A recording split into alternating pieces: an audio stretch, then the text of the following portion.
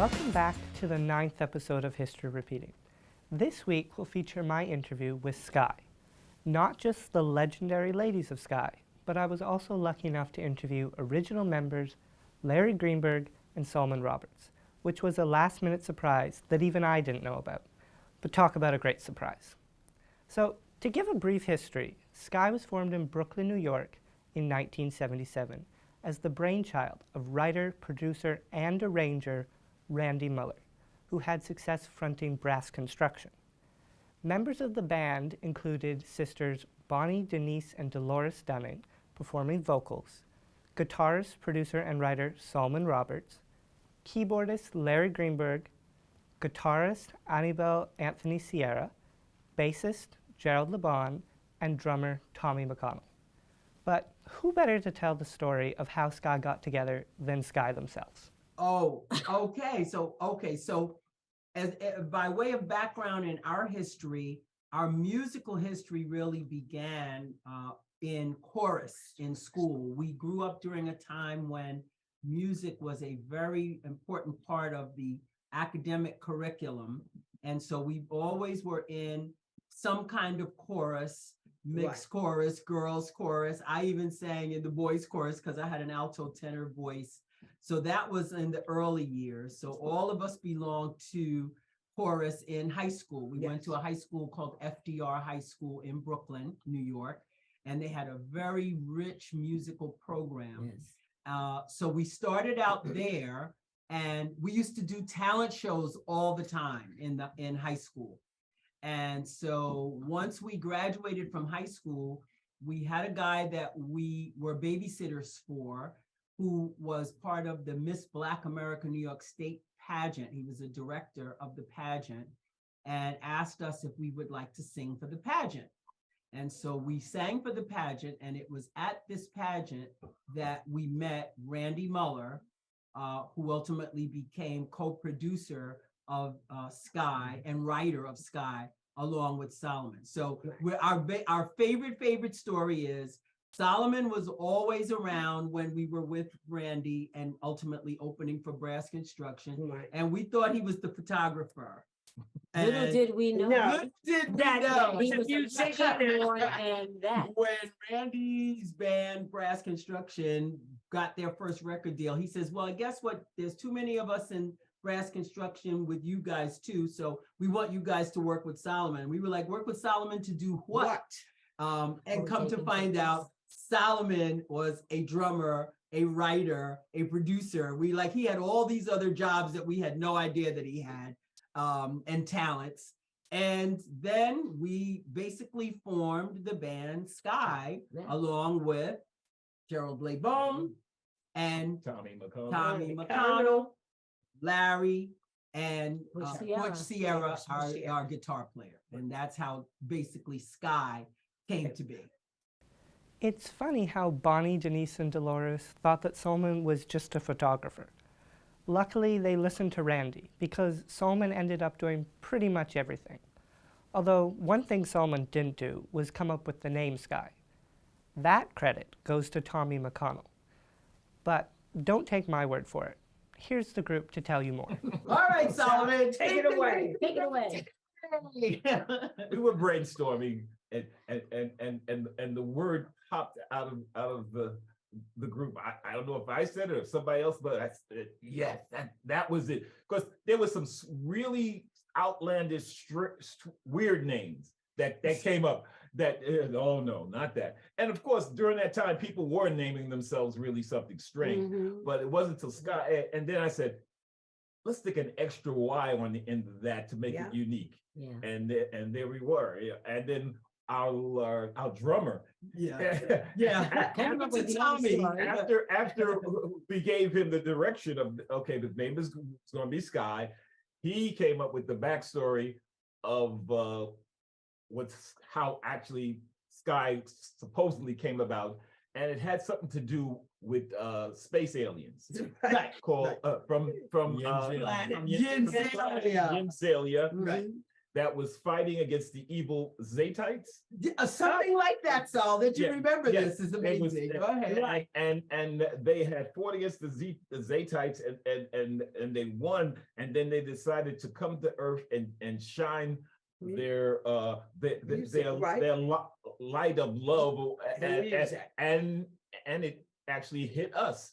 It was like, Unsuspecting, Right, in right. the basement, while we were just sitting there playing, doing our thing, Minding our own business. Minding our business, and we get hit by and the. from that, Yeah. we got touched with the light of Yenzelia, and then started to spread the Spread the love, music, music, and happiness all over the world. and the sound of sky.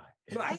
And the name Sky also started to take on greater significance because we at that time did a variety of kinds of music, and so it was reflective of everything that you would see in the sky, the moodiness of cloud, a cloudy day, a sunny day, a rainy day, the universe, the sun, the moon, the stars. And we wanted that to represent, the different styles and kinds of music that we were singing and producing at the time.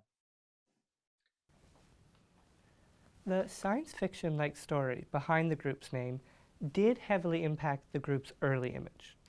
Let's take a listen to First Time Around from the group's debut album. Whether it's the costumes, the choreography, or the laser sound effects, this clip really highlights the space image Sky had in the early days.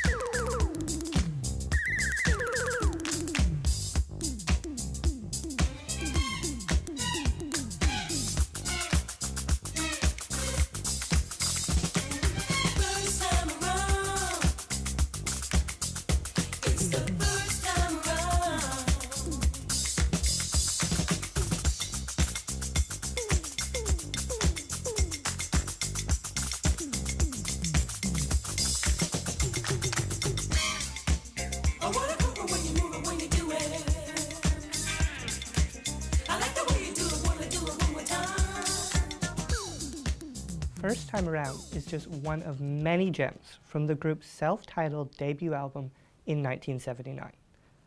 This album incorporates so many styles of music: disco, R&B, rock, pop, funk, and even some early techno. Like Denise was describing, the name Sky also represents all the various styles the group performed. It's like all the colors in the sky. However, the group had an interesting approach to getting signed. Here's Solomon to tell you more about that.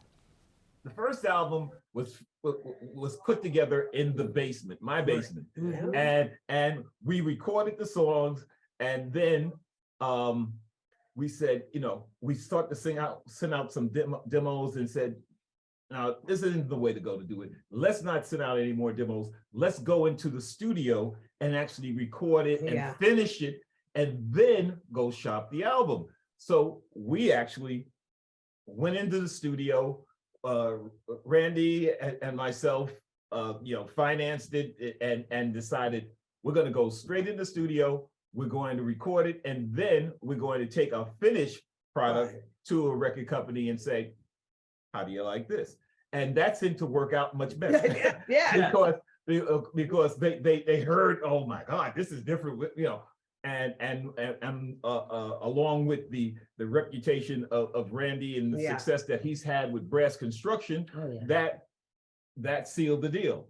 And so it wasn't a kind of a story where the record execs come in the studio and they telling you, oh, this is what we want, we want this, we want that. When they bought it, it was done. Recording an album and financing it yourself was a pretty risky move. But it's easy to see why they had no trouble getting signed after record execs heard the group's album. Sky ended up on Salsoul Records and stayed on the label until 1984, when the label stopped recording music. However, it relaunched in 1992 and has had an incredible history. So let's take a deeper look into Salsoul Records.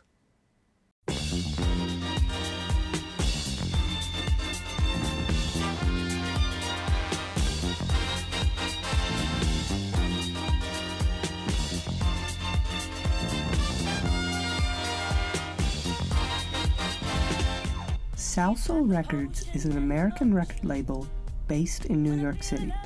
The label was founded by brothers Joseph, Kenneth, and Stanley Kerr in 1974.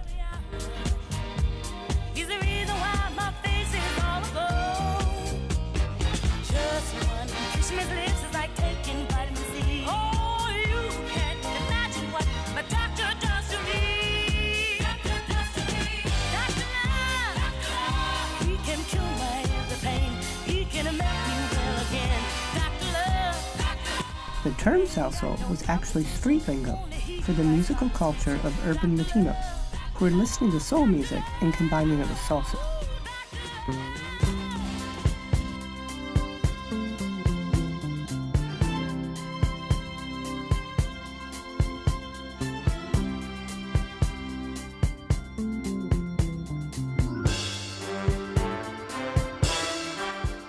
The label was heavily influenced by the Philly soul sound, and the brothers managed to get legendary musicians like Earl Young and Bunny Siegler, who were under contract at Philadelphia International Records, to sign on to Salsoul while they were having a dispute with Philly International.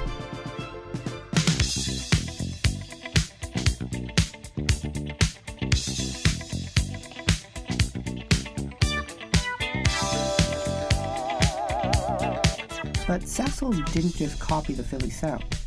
The label had a style of its own, and throughout the 70s and 80s, Salsoul recorded several incredible artists, including First Choice, Lolita Holloway, Double Exposure, Charo, and of course, Sky. Although Salsoul relaunched in 1992 after closing in the mid-80s, the label's classic era will forever be from 1974 to 84. Loving each other, needing each other. Salsoul has had an incredible legacy with so many great artists. However, Sky stands out as one of the best to come from the label. One of the group's classic songs recorded on Salsoul is High from their sophomore album, SKYY. Before we take a listen to the track, let's hear what Sky had to say about it. And I think the unison singing is really enchanting for a lot of people. And, you are my music, my every song. It's just a very pretty song. It's melodic. It evokes a very good feeling, It's you easy. know, when It's you, easy, yeah, yeah. when you listen to it. Mhm. Who wrote High? Randy. Randy. Randy Yeah, that's Muller one put of High. Randy Muller's sort of signature type styles of sound, you know, to get that unison voice in there. And the lyrics are just really sweet, you know, they evoke a happy feeling, you know. It's one of the songs that sort of shaped the sound and style, Yeah. style, because there you are, you have the floating angelic voices on top, but what's going on underneath is that The funky funk. bass line. Bass, Yeah. right. Boom, boom, boom, boom. And you know, so with that, the heavy drums and the strumming guitar, while all that is floating with the keys, and then the girls was on top of that. The string. Strings. Yeah, so Irving Yeah. Spike. that's kind of the style that we were shaping. Along with that, then of course, Here's to You. Yeah. Right, right. Similar sound, yeah.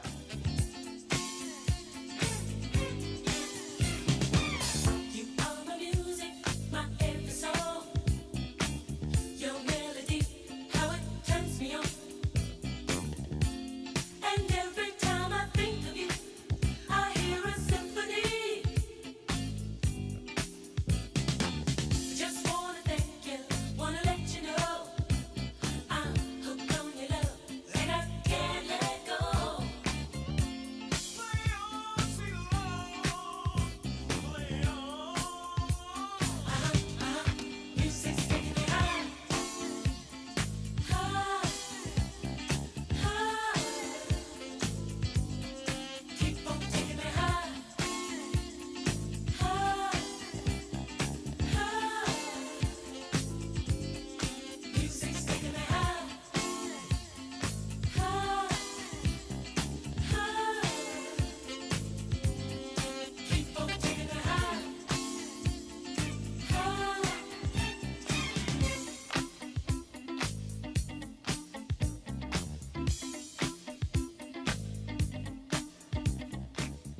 That was the Sky classic High. And unlike recording today, vocalists Bonnie, Denise, and Dolores had to sing each line perfectly.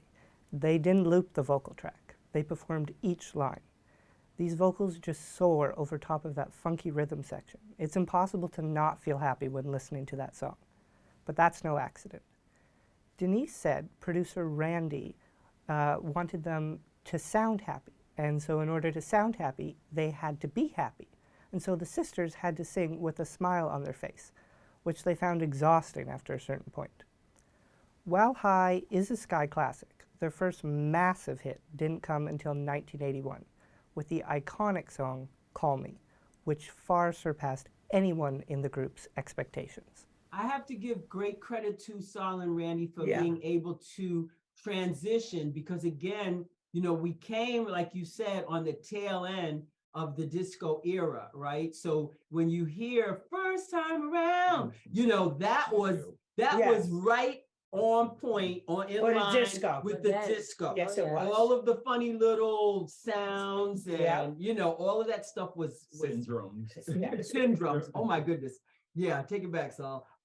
Yeah, all of that was included in that sound, but you're right. As we come into the 80s, I have to give Solomon and Randy a lot of credit for just hearing, you know, the trend and where the direction in which the trend could go for us and for the signature sound of Sky. And by the time, The Call 90s Me, came, then. by the time Call Me, well, you know, just Yeah. stopping in 1982, Yeah. we were, I mean, that song was just a fluke. I don't even know. Randy came up with that. I out don't of think he would left have known. field. I We don't would think have he never known that it was going to take off the way that it did. You never know about it. That's right. You never know. It's an artist song can just, you know. Being on a dance label, we always said, well, we're not a disco group. We are a band. Yeah. We're a funk group that does a little disco. Yeah. So we did disco. We have our rock roots. We have our jazz roots. Mhm.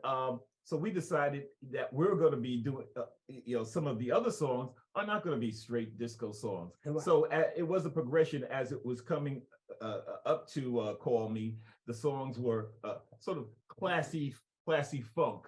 So when disco sort of kind of started to fade, all our eggs were not in that basket. Yeah. We were in the sort of still in the funk. We weren't crazy cameo funk, but Right. Because that was a whole different Yeah. region Yeah. of Yeah, it's a regional style, right? yeah. There, us, we have to mention, we're originally from Brooklyn, Right. New York.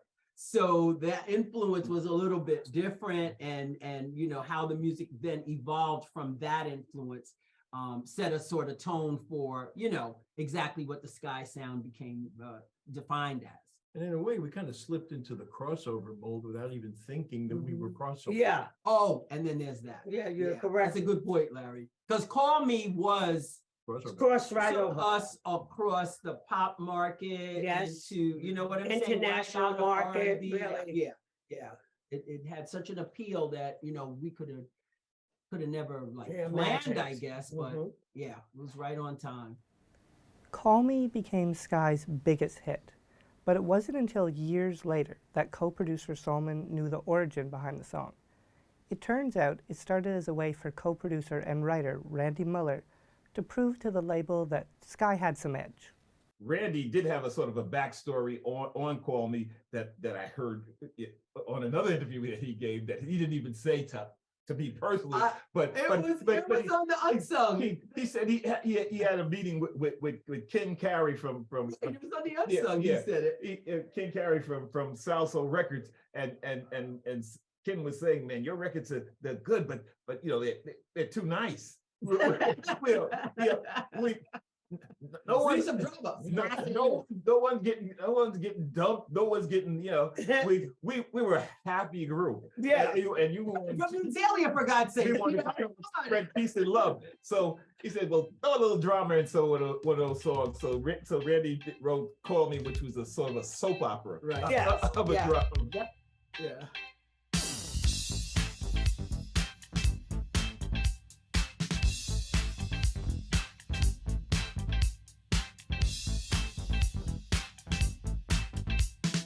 Sitting here, couldn't up hear you talking to your best friend.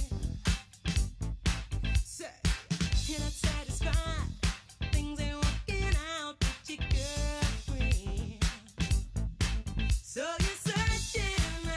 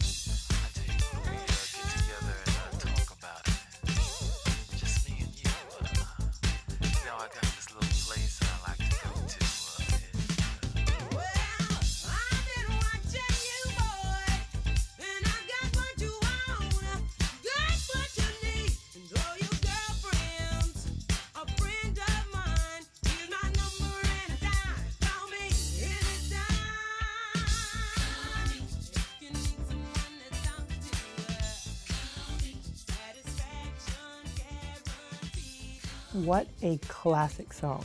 Denise's vocals are fantastic on this track, and the song helped to define the Sky sound and the sound of R&B and funk in the 1980s. While Sky came into the 80s strong, their career slowed down a bit during the middle of the decade. But by 1989, Sky was back on top again. That was a big surprise because we were home and then all of a sudden we get a call from Saul saying, oh, We're going back we're out. going back out on the road. Real Love is #1. Start of Romance is right behind it. And we had been home. So Start of Romance was right. Yes. Tommy McConnell pulled that That's a rabbit out of a hat Yeah. with the whole Start of a Romance Yes. song and concept and idea. And and Real Love, Solomon, Yeah. the great Solomon ballad again. writer, also came. Actually, Saul had a couple of good Yeah, ballads on so that. all Smooth Saul's and ballads Slow. was good. I mean, I don't know if it was this on that album, but No. he was at the height of his ballad Ballad writing, to writing. be honest. And And we always do this in interviews and highlight this because I think he's been like not as recognized and as underrated Had as a ballad great writers. ballad writer. He's even got some ballads that never made it to albums that Yeah, I you're right. still say, I want to hear that song. That's because really it's- good, it's yeah. really good. But yeah. Let's sing that one. Music ballad years, sir. Yes, it was. That's right. But man, Start of a Romance, it was a big surprise. Who Yes, that we who were knew? going to after having this lull Go right back out. basically in our career. And that's my favorite video. Oh my And, God. and, Yeah. and just, you know, Amazing. we went out with that one for a while. So, That's You kind of know. a real testament to Tommy. yeah, Yeah. that exactly. It's remarkable how Sky managed to capture the sound of the early 80s and the late 80s R&B music perfectly, which were two very different sounds, showing the versatility of the band. So let's take a listen to a little bit of both of Sky's 1989 #1 R&B hits, Start of a Romance and Real Love. Don't be afraid of the way you feel.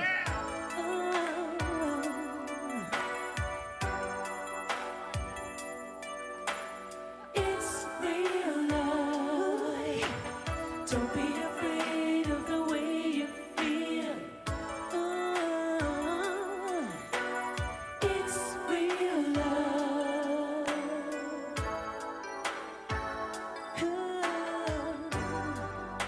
I know it's not the first time that you ever felt this way before.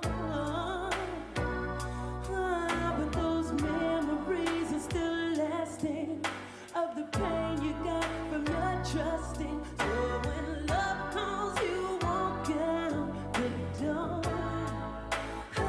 But this time, boy, don't be afraid of the way you feel.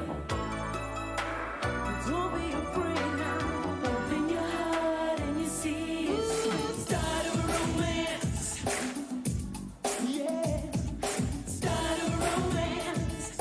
Could this be start of a romance? Well, I can't believe it.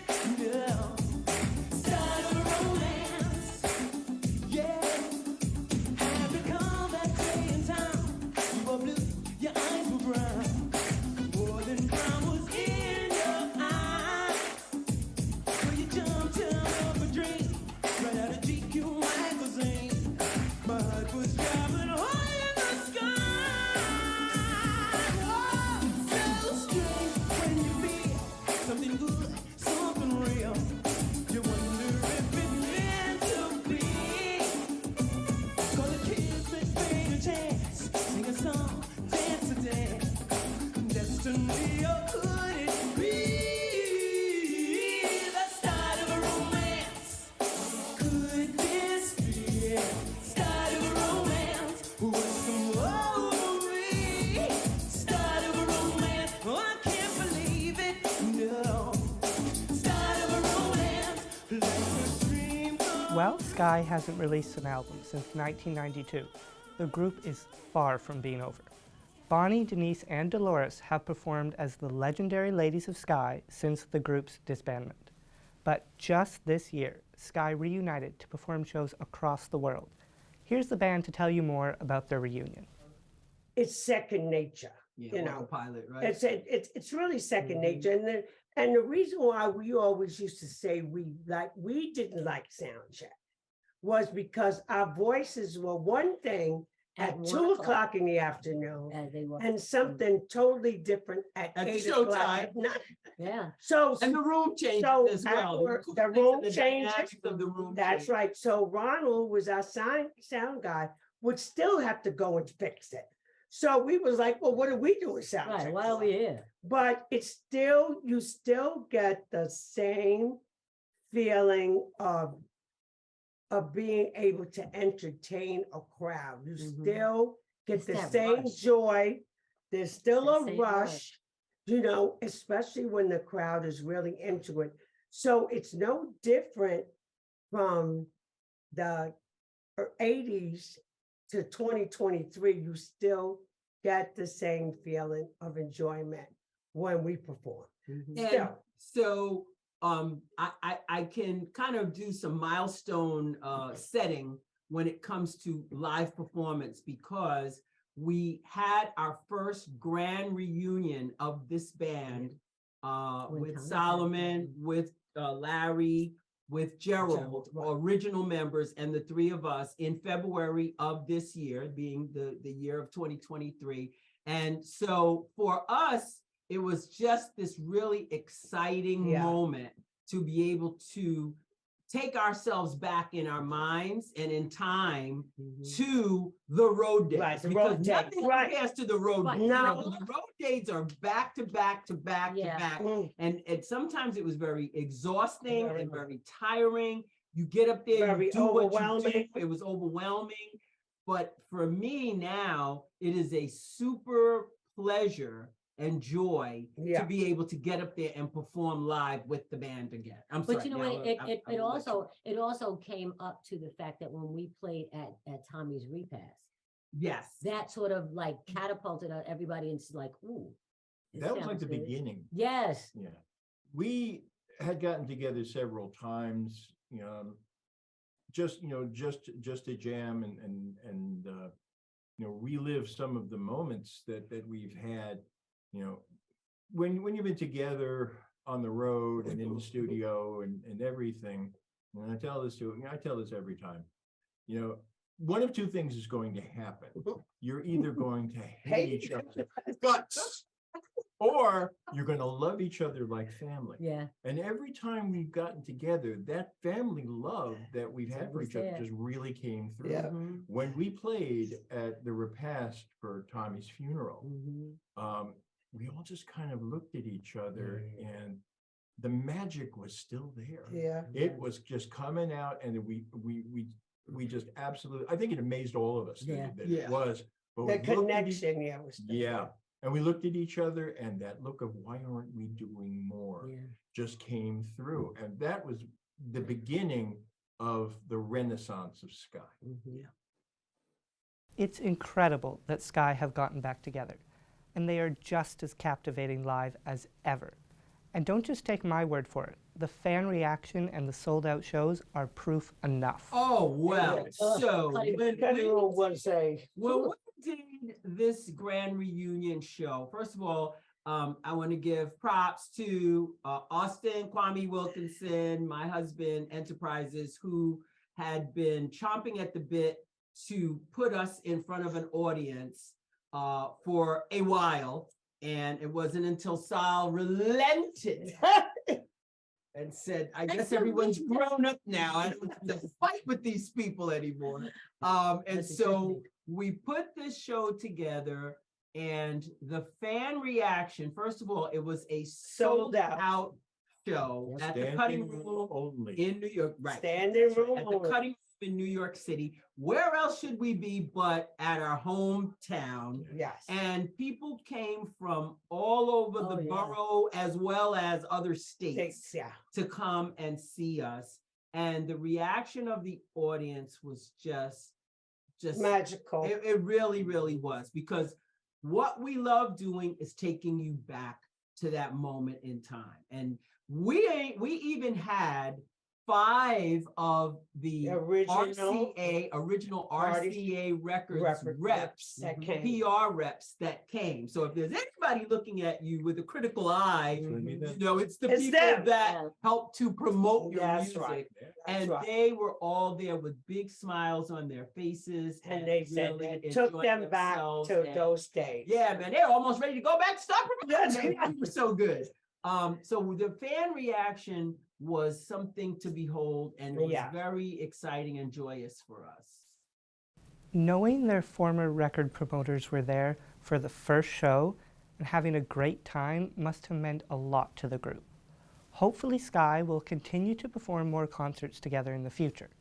But until then, let's enjoy some of the footage from their first few shows in New York City and Paris.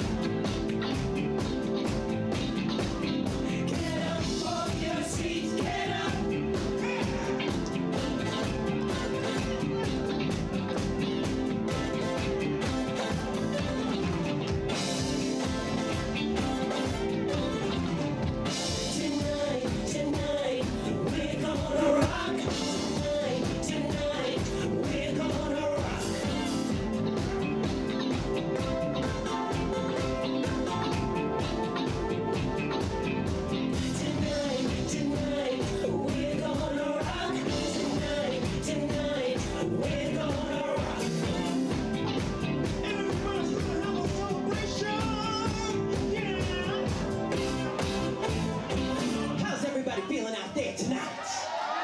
Are you ready to celebrate with the Sky Band? Let's go. Here we go.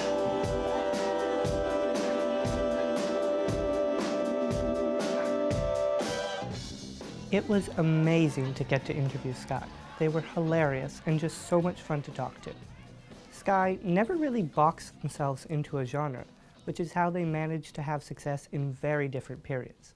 They survived the death of disco, hit #1 in 1981 and 1989, which were musically worlds apart.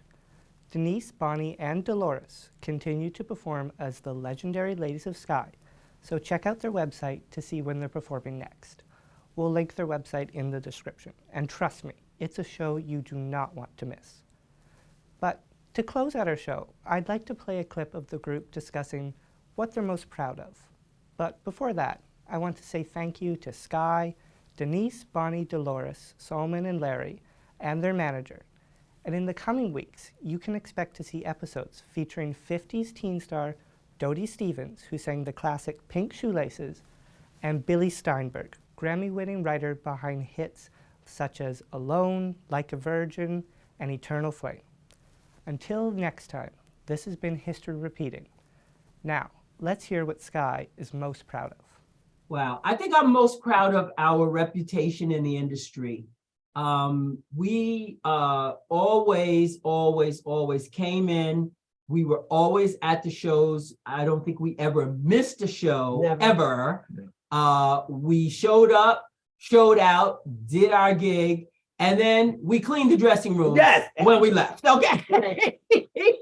When they would come in to clean up, they'd be like, wait a minute, oh my goodness, this place is spotless, because we're decent human beings, and we want you to come, we want you to invite us back, to your house. And I say Mhm. too, I always think about, like Denise said, our reputation in this business with any promoter.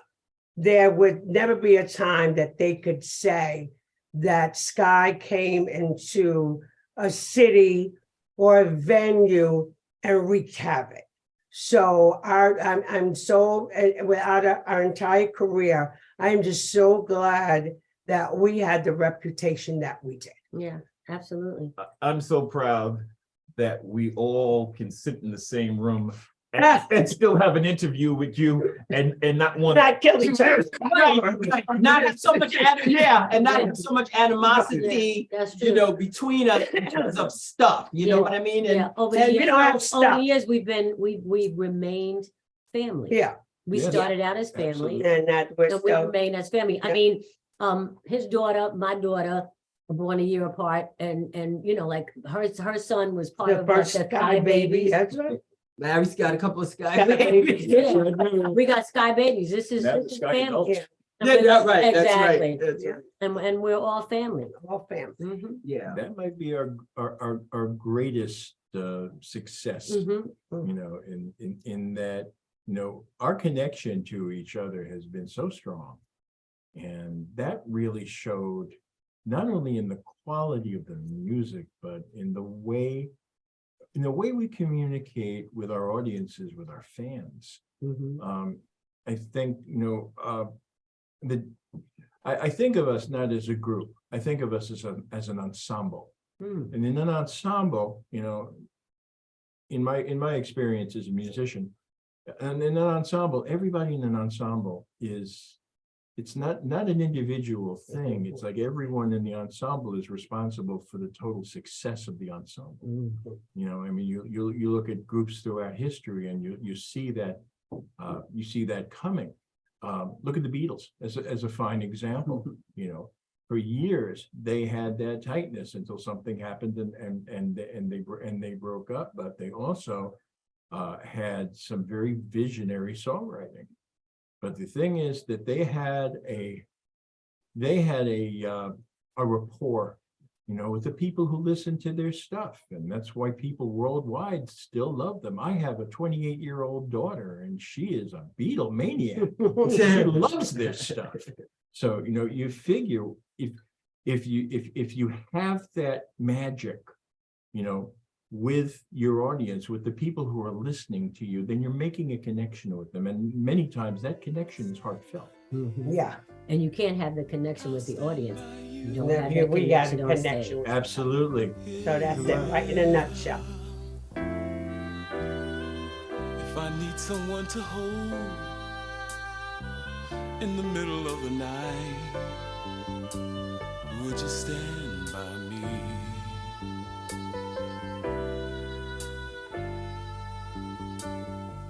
If I need someone to fight to make everything all right, oh, would you stand by me? I'll stand by you. If it takes 100 years, laughter and through tears, to get where I'm going, I'm still growing. Would you stand by me? Please stand by me. I'll stand by you.